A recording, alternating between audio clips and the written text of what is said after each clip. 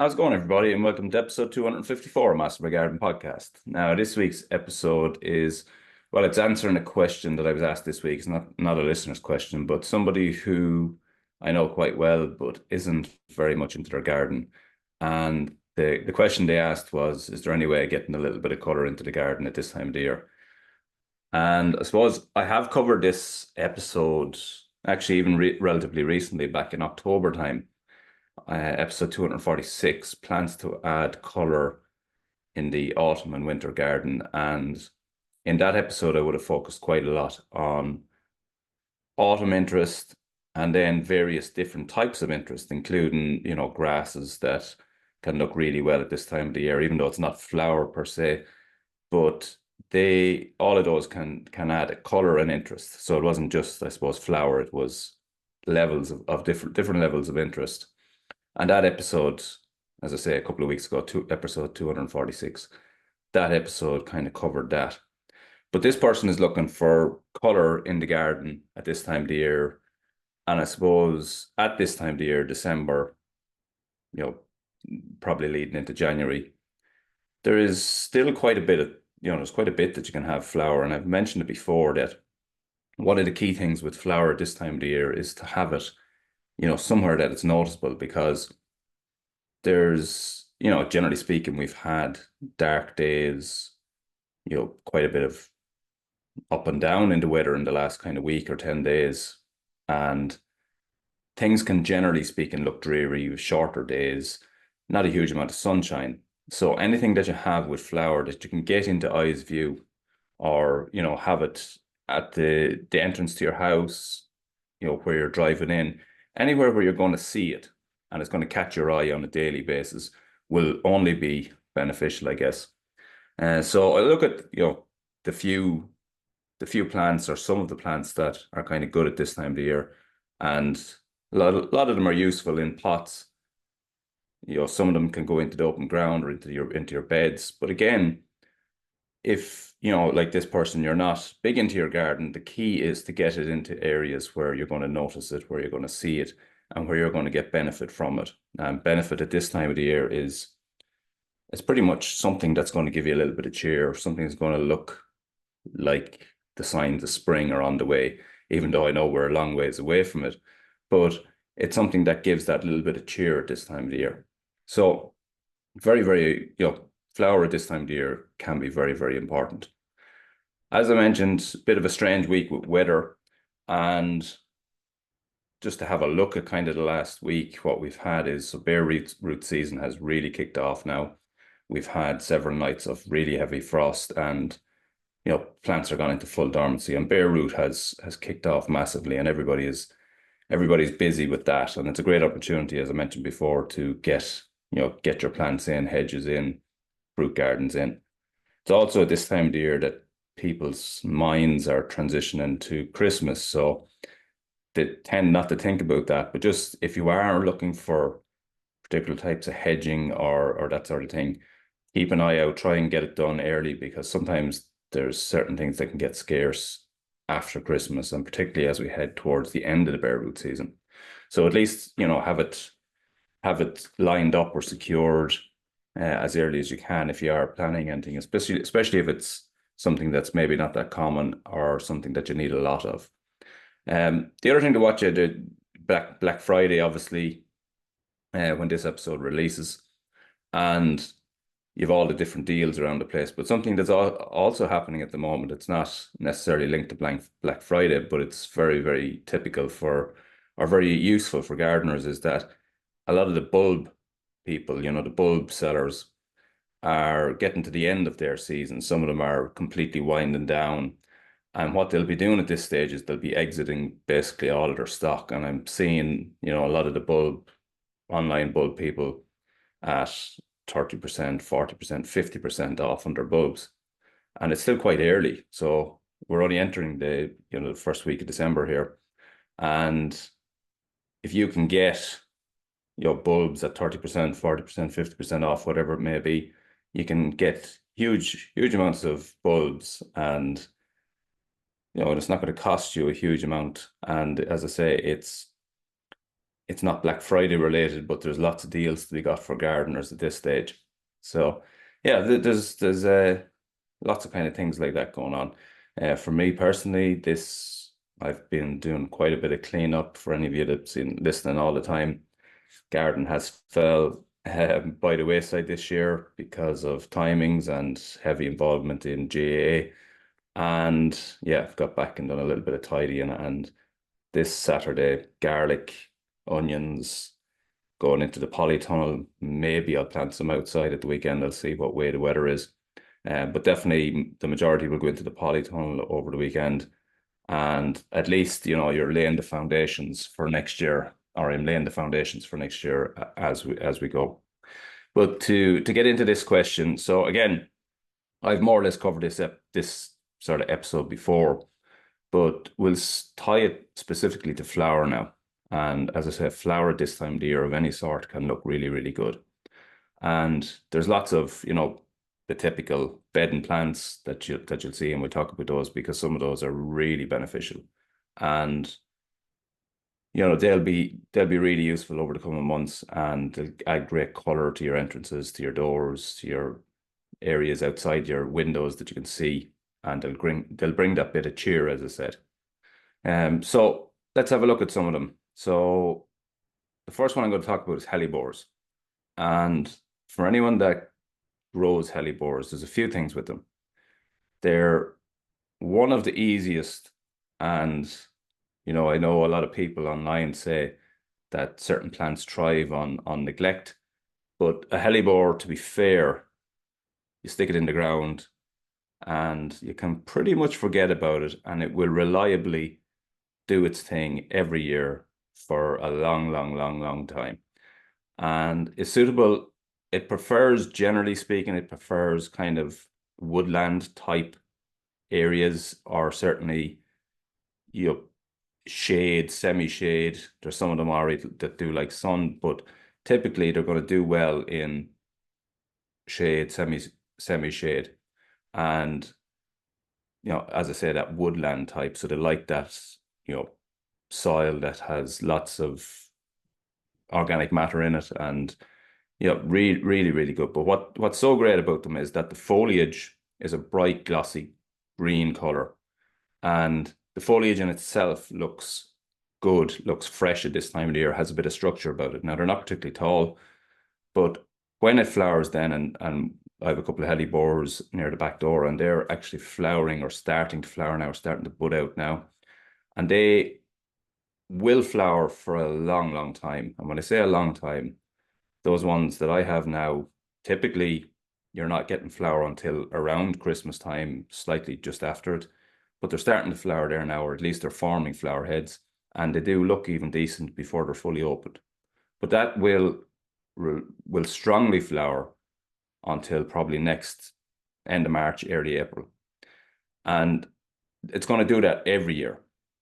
They're such a great plant to have. So for someone that's asking, is there anything that can get a bit of color in, hellebore is a great place to start because you really can't go wrong with it. Now, a small tip for helping it to flower more vigorously is that keep an eye on the leaves on it. And as I say, those leaves are a great big green, glossy, shiny looking color. But a lot of the older leaves on it, they will look or can look discolored. And the best thing to do is to, anytime you see a discolored leaf of any sort, just clip it off.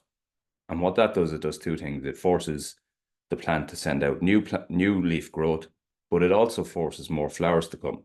So give it a little bit of a tidy up at this stage of the year will encourage it to send out more leaf and more flower. So the array of colors that you can get from hellebores is phenomenal, and the level and the depth of the color is really, really great.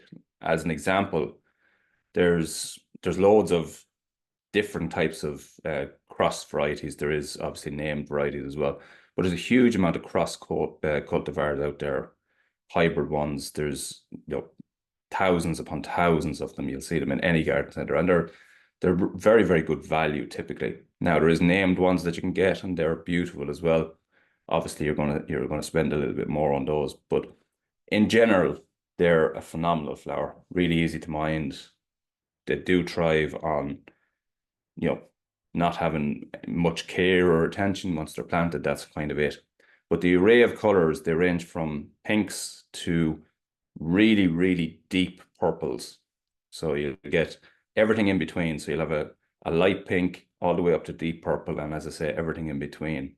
You can get yellows, you can get kind of lime colored ones, and you can get, there's so many of them now with different flecks through them. So you might have a pink flower with a kind of a brown fleck through the flower. You might have a pink flower with a white fleck through it, or a lime flower with a, you know, kind of a pinky fleck.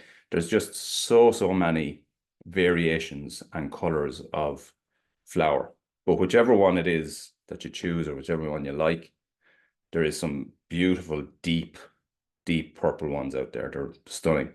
And the really dark glossy leaf with the really deep purple flower, they're they don't stand out as much at this time of the year, but on inspection, they're a phenomenally beautiful flower, really, really nice flower.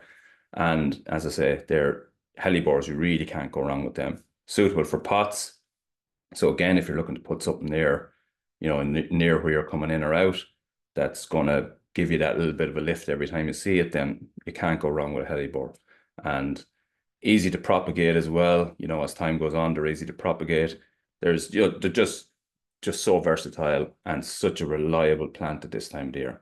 As I said, the top tip for them is to just remove any leaves that get slightly discolored as soon as you see it, and that encourages them to freshen up, put out more flower, put out more leaf growth.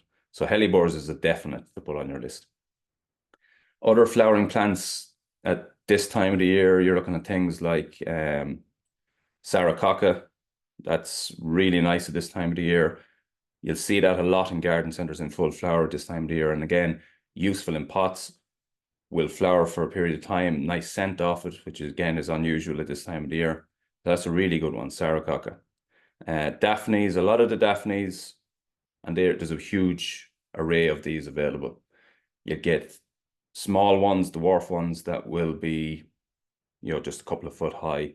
And then you get them right up to big, kind of bushy, almost large shrub type, semi-small tree type size. And you'll have loads of different colors in those as well.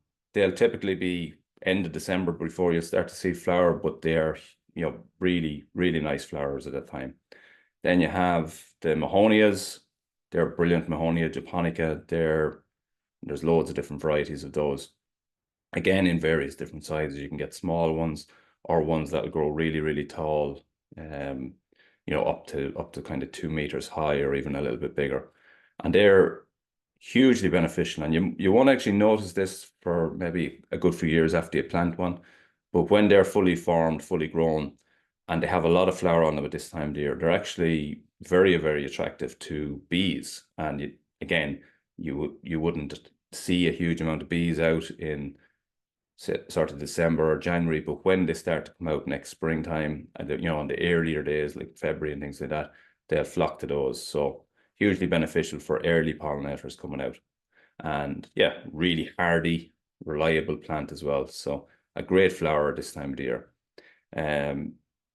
Again, one that's going to be slightly later. It's not going to be pre-Christmas. It's generally speaking going to be into probably January, heading for February, is witch hazel. And they're beautiful, really, really nice yellow flowers, and unusual, really nice and unusual at that time of the year. And obviously then we're starting to kick off into spring flowering stuff from then on. But to keep it to, you know, what can look good at this time of the year, and I'm trying to keep it to December or at the very least early January. And when we're looking at that time period, we really are looking at, you know, a lot of the bedding type plants, and they can be, you know, really, really stunning at this time of the year and really give a great lift. And some of the better ones, obviously, pansies are, you can get a huge array of color in them.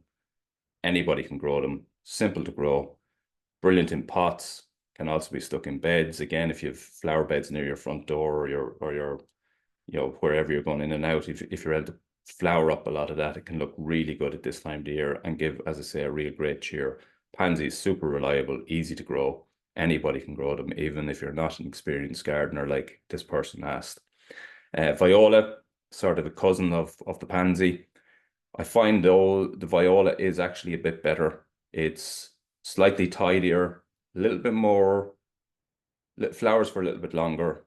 Um, yeah, it's just a little bit more solid at this time of the year. It doesn't get blown around.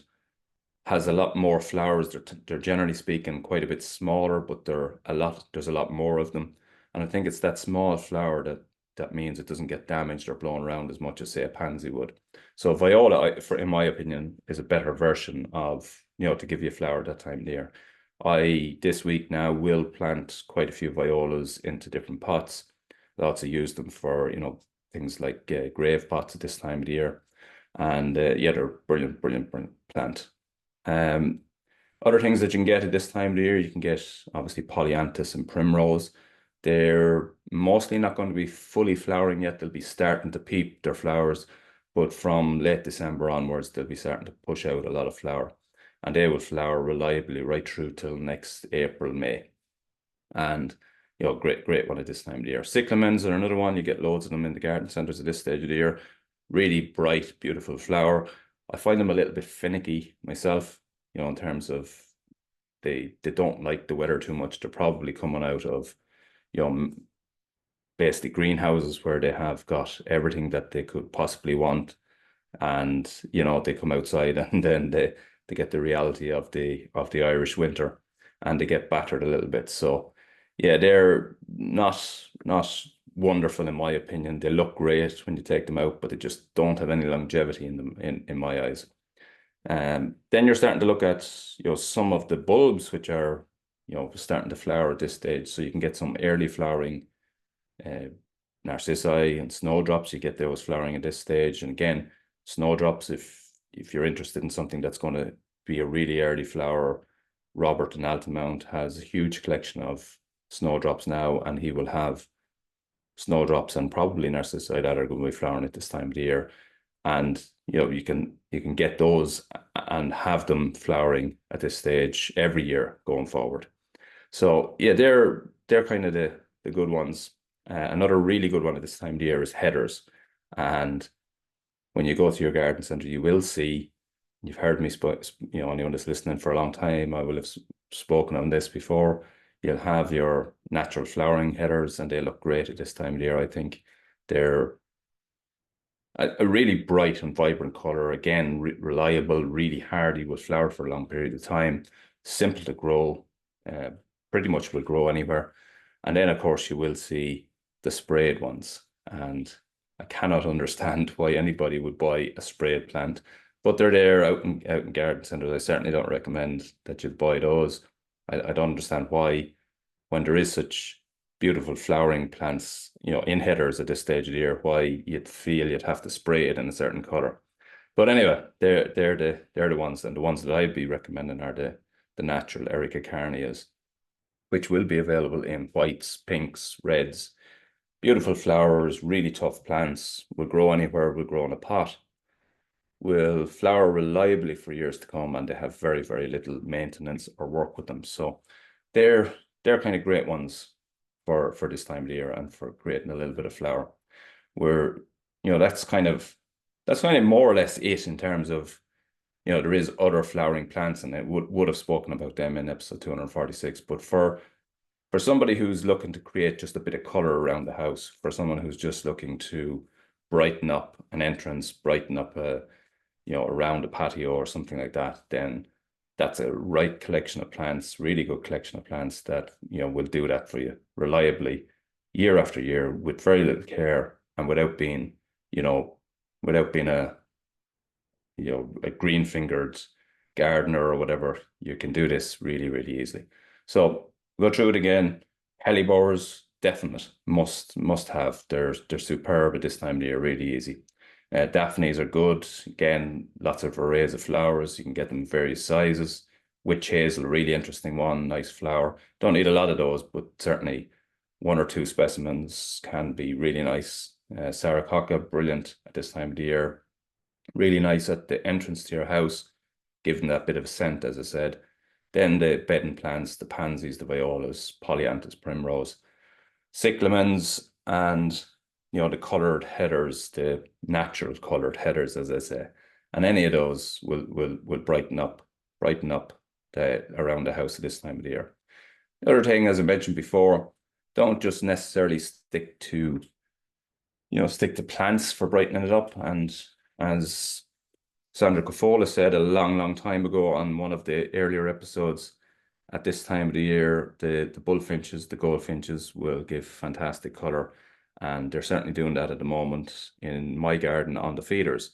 So your wild bird feeders, if you have those at the moment, it's not flower, it's not colour, or it's not flower, it's not a plant, but it certainly is an interest, and it certainly is color and fun and vibrancy and life at this time of the year, and it's certainly worth looking at. For any of you that are watching on YouTube, you'll see beside me here the poster with the Irish birds and the goldfinches on it, bullfinches on it, and you can see all the various colors that you can get, from all the various colors you can get from just having birds in your garden. And that is, as I say, it's not flower, but it's a different interest. It's a different color this time of the year.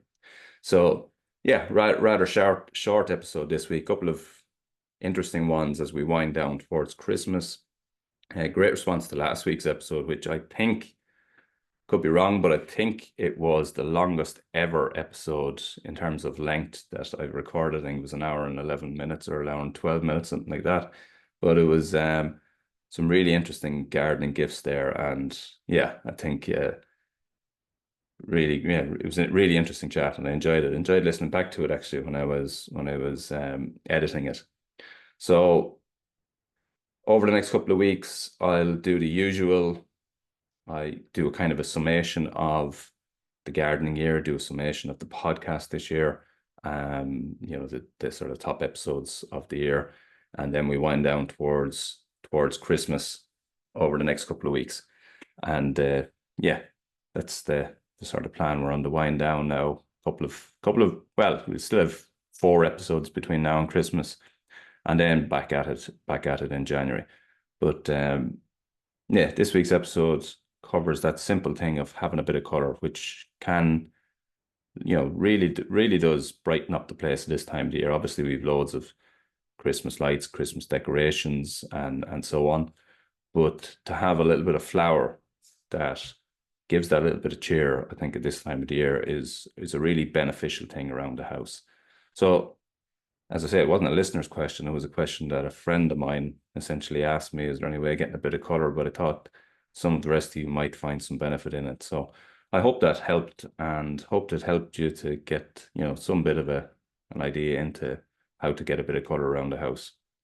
And that's been this week's episode. Thanks for listening. And until the next time, happy gardening.